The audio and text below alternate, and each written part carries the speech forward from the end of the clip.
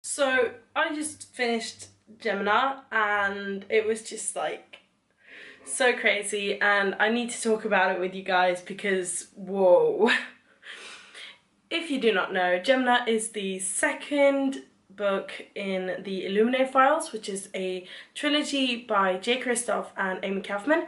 You can see here is Illuminae and this is Gemina. The third book is untitled as of now, I think, and will be coming out in autumn, I think. So consider yourselves warned.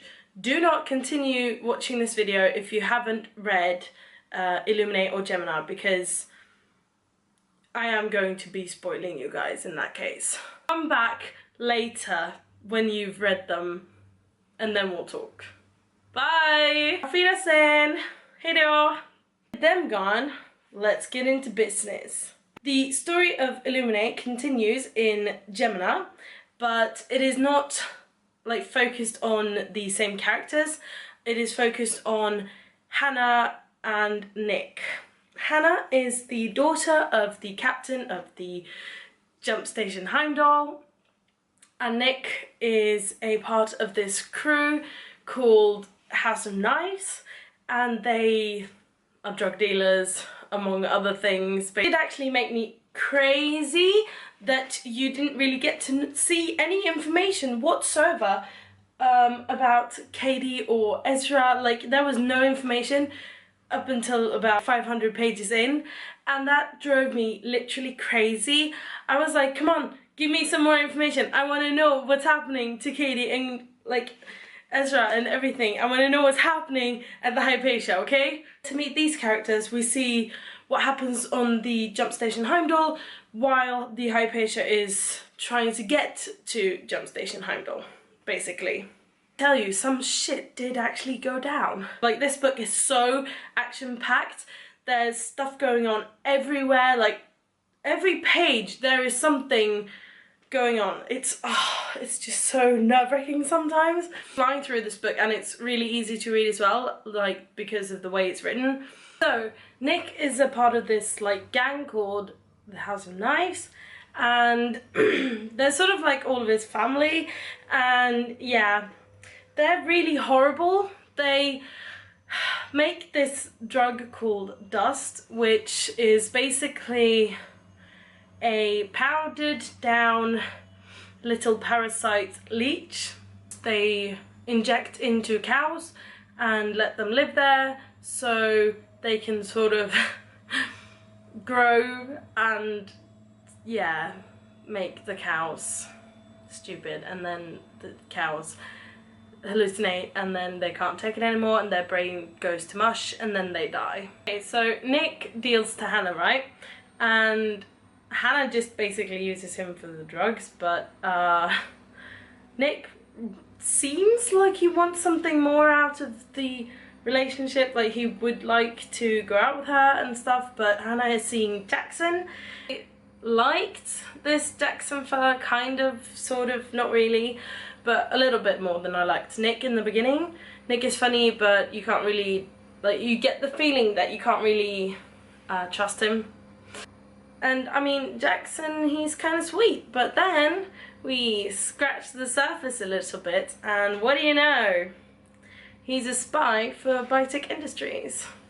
He's been taken captive by these professional killers that sort of unknowingly smuggles into Jump Station Heimdall, and they sort of take over the place and they kill Hannah's father and everything goes to shit.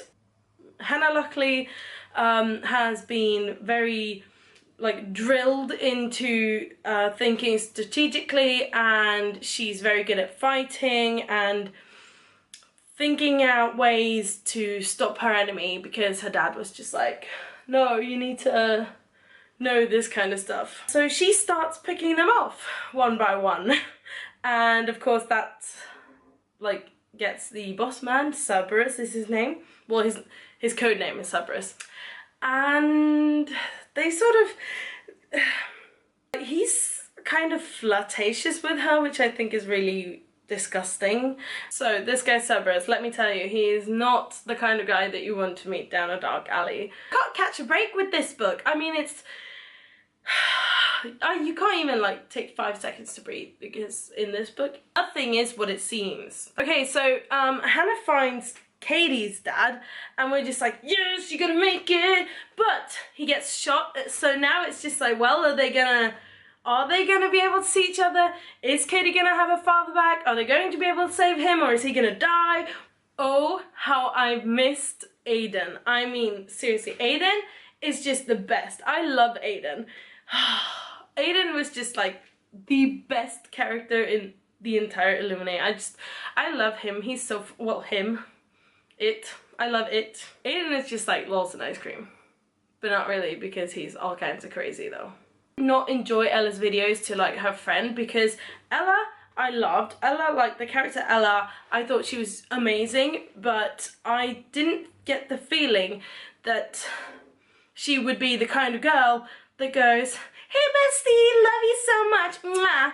I felt that it was fake for the character to do that. I don't know if she has like this kind of weird special relationship with this girl, Zoe I think her name was, but I just didn't feel like that fit in with the character at all. She's like this super awesome computer geek and she's been through hell, but I mean she's so cool. She's supposed to be rough and edgy and dark and, you know, but she's not supposed to go, ah, glitter and unicorns. Go into detail here because I'm going to start crying, but the part about Nick's past was just horrible, and let's just leave it at that. So we finally get to hear from Katie and Ezra and the Hypatia, the rest of the crew, Syra Ball. I think it's Syra Ball her name is, or Syra, I'm not sure. Please tell me if you know, then please tell me in the comments below. All alive, at the time being anyway. We think that we can talk to Nick, but he kind of died, so how are you talking to Nick? Cerberus is trying to be Nick or something, because you're lying and that's not okay. And I was really devastated at this point because Nick's death was so sad and he was just trying to save her journal. Coming around there and they're just like, no, but this is the what's going on. This is the problem. We have alternate universes and shit. I was just like, when did this happen? I was like, okay, sure, this is a sci-fi novel kind of thing, but when did this happen? But I really did enjoy like the conversation that Katie and Syra had, and when she was just like, guys, I know what I'm talking about. The two Nicks have switched places. And it makes sense because of the whole corsage thing. That was really, I was so confused at that point. I didn't even know what I'm doing. I'm sort of like dancing around here and everything. And I had like a little trouble wrapping my head around what was going on because everything was moving so fast. I had to like sort of calm my reading down because I was like so excited for everything. But it was a cool ride. I really enjoyed the whole concept of the alternate universe, and I thought that was really cool. And that they named the ship Betty Boop was just So we get our Nick back and he's alive, and that's kind of awesome, and they can sort of be together again, which is nice. And then Cerberus comes and screws everything up again with the Jackson this time. The part when Aiden was explaining like when we were getting Nick back, what was happening on Hannah's side and what was happening on Nick's side, that was very confusing for me because I was like, how am I supposed to read this? Am I supposed to read this page and then that page, or am I supposed to read like one line on both pages, or what's going on? So I tried both ways, and I kind of started reading it like, I don't know, like half that bit and then moving on to the line. It was very confusing. So yeah, Nick gets to Universe A and everything is like, I don't know, lols and ice cream again. Everything is good. And then he dies again. I'm like, ah, what are you doing? Stop it. Don't kill off the funny guy. Okay, you don't do that. Stop killing off the funny guy. When Cerberus actually dies, I was just like, yes, die. I was so happy when he died. I'm a horrible person. I just felt like he doesn't deserve to be alive because he is horrible and he killed basically half of the crew of Jump Station Heimdall, and I was just like, no, no, no, no, no. We're not having this. So when he died, I was like so genuinely happy. And of course the last few pages were very confusing for me because all of a sudden Nick apparently was alive again, and there's this like court thing like in the beginning, and they just like sort of hacked into the courtroom and they're just like, no, we're gonna fuck with you all now. And in the middle of the thing happening, it was just like in the middle of the whole, I was getting so pumped up and everything, then just like gone. No more connection to Hannah Donnelly or anybody. What happened? Like the end of the book was not supposed to end there.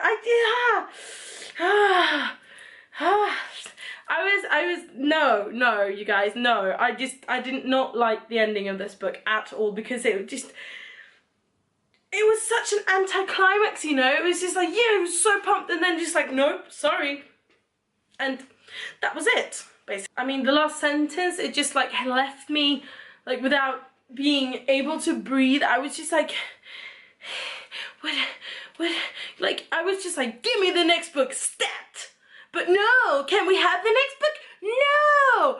Why? Because Jay and Amie hasn't written it yet, and how dare they leave us like this? I mean, how am I supposed to move on from this now? How am I supposed to read another book? Like I can just pick up another book and just go on reading, like, whoa, happy Sunday, let's go. No, that's not how this works. I am in a book hangover and I cannot breathe, and this is all their fault. I did enjoy the book a lot. I thought it was witty and funny, and I really enjoyed this concept of reading.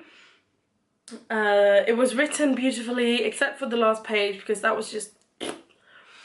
I mean, can we just talk about the covers for a second? Because, I mean, really, look at Illuminate. Look at this orangey, like real orange, like sunset orange colour. It's just like, it's so beautiful. I can't even... I love it.